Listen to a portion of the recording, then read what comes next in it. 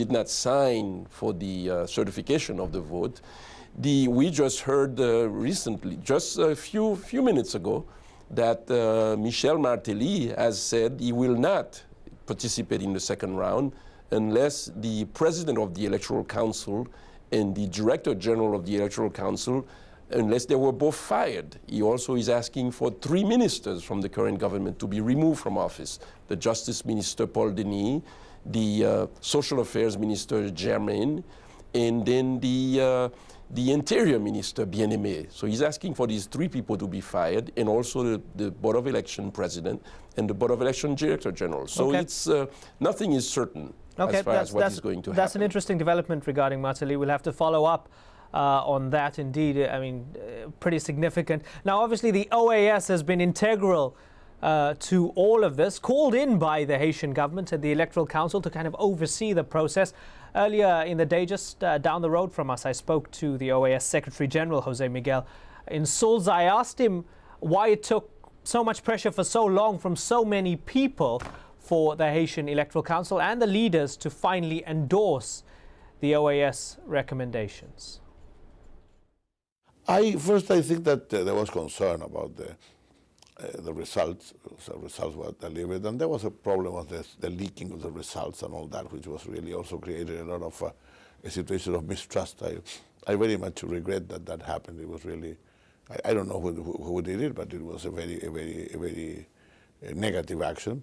So there was there was a lot of suspicion coming and going, and a lot of things were said. But I would say that I've been to Haiti a lot of times, and I don't think that there were too many threats, because threats don't really work in Haiti. They can really, in the end, go back against you. Mark Weisbrot, the OAS Secretary General, said, I don't think there were too many threats. Threats don't work in Haiti. You obviously disagree with him. Oh, it's obvious that there were threats. These were public. These were public threats from the United States government, from the French government. They're all over the media.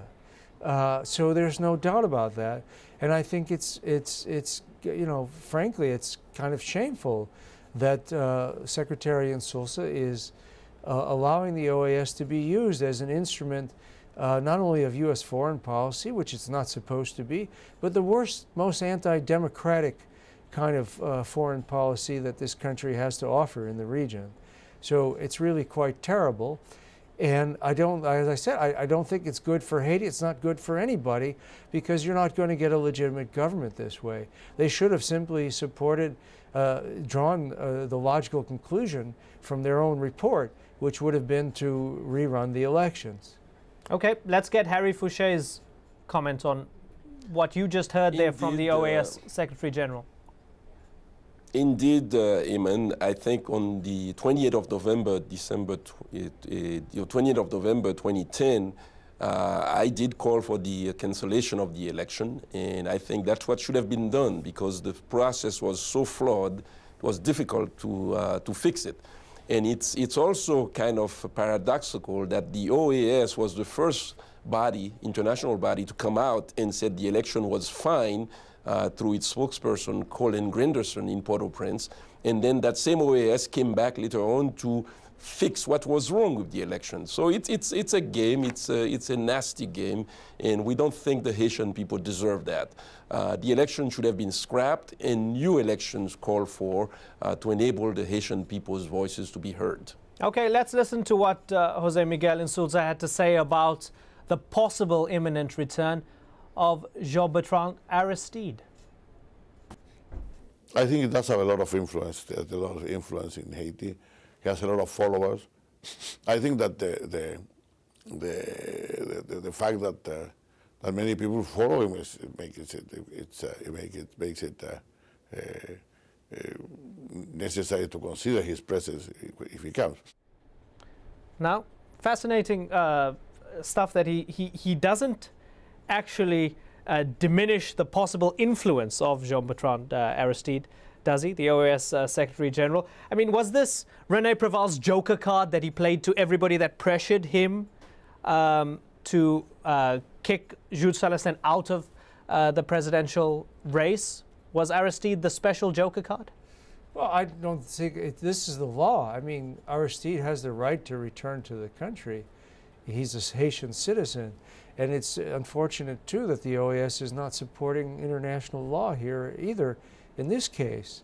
They should have, for the last 7 years, the United States has worked illegally to keep President Aristide out of his own country. And of course, they overthrew him in 2004. It was a 4-year effort where they cut off aid to the country and destroyed the economy, and at the same time pumped in many millions of dollars into an opposition, including convicted murderers and armed rebels, in order to overthrow that government. And they took him out of the country on a plane. And by the way, we were talking about threats.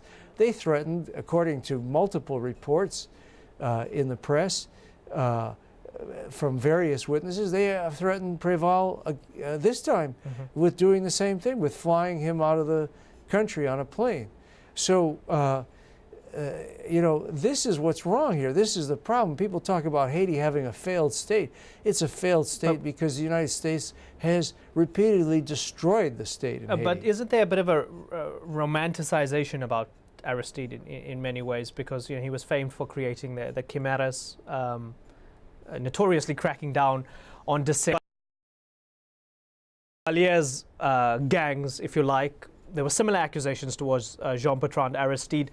Would the return of Aristide not create violence on the streets? Well, see, this is a false equivalence that was part, again, the United States poured many, many millions, tens of millions of dollars into this effort to demonize and then overthrow Aristide. So this idea that Aristide had some kind of a violent government, he actually eliminated more than 90 or 95% of the political violence in the country, first and foremost by getting rid of the Haitian army, which was the main source of violence. So this kind of false equivalence between Aristide and other violent rulers of Haiti is something that was really manufactured in the press. Well, it is arguably a false equivalence. Let me ask Harry Fouché in Chicago. I'm gonna tee up my question with dipping into our inbox here and one of the many emails that have come through. This one from Ivianake Ekperi from Nigeria. And Ivianake Ekperi says, why recycle a leader who did more harm than good? Mr. Aristide needs to be kept far away if progress is to come to Haiti. What do you think, Harry Fouché? Well, unfortunately, your listener in Mr. Akperi in Nigeria is not informed about what's happening in Haiti. Mr. Aristide is entitled to return to Haiti under the Haiti Constitution.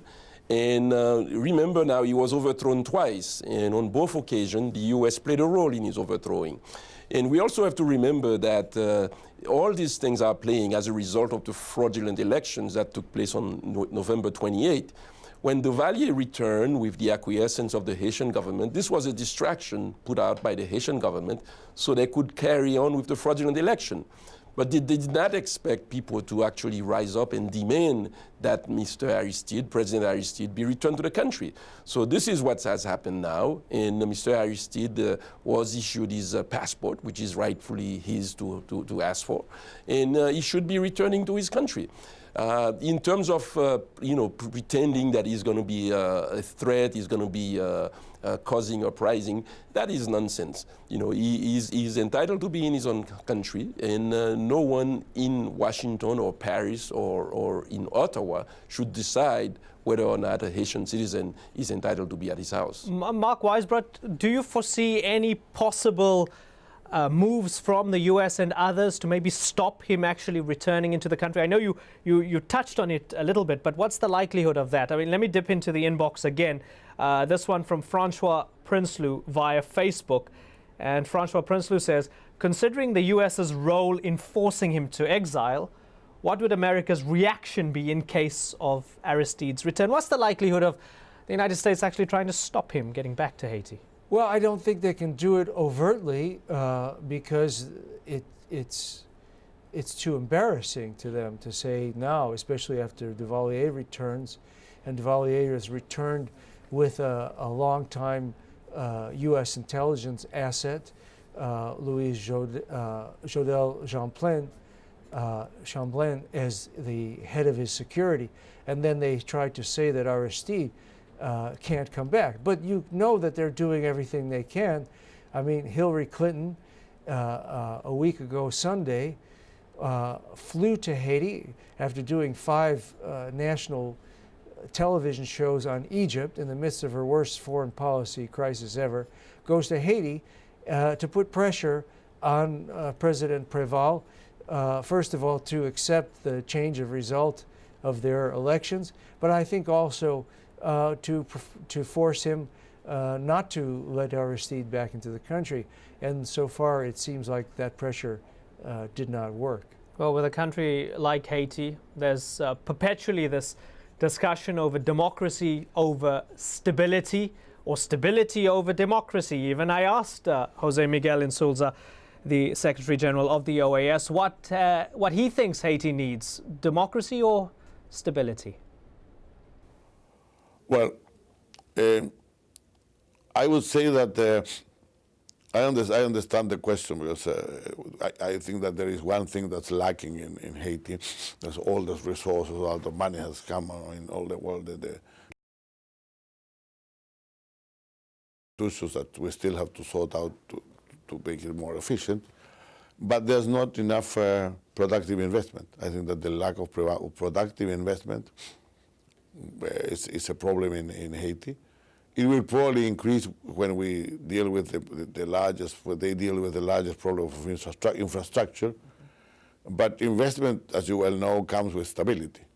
Harry Fouché, not enough productive investment, says the OAS chief. What do you think? It's a vicious circle, not enough productive investment. At the same time, there is actions that are destabilizing the country.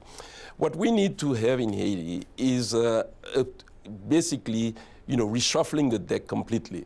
A lot of these policies from the OAS, from the United Nations, from the United States, from the European Union, the French, those policies are not working. We need to rethink. We need to redo what we are doing in Haiti. Haiti definitely need to have democracy. We cannot take one and not the other. Haiti certainly will need investments, but investments that are going to be productive for the people. It's not going to be investments that are, coming out of some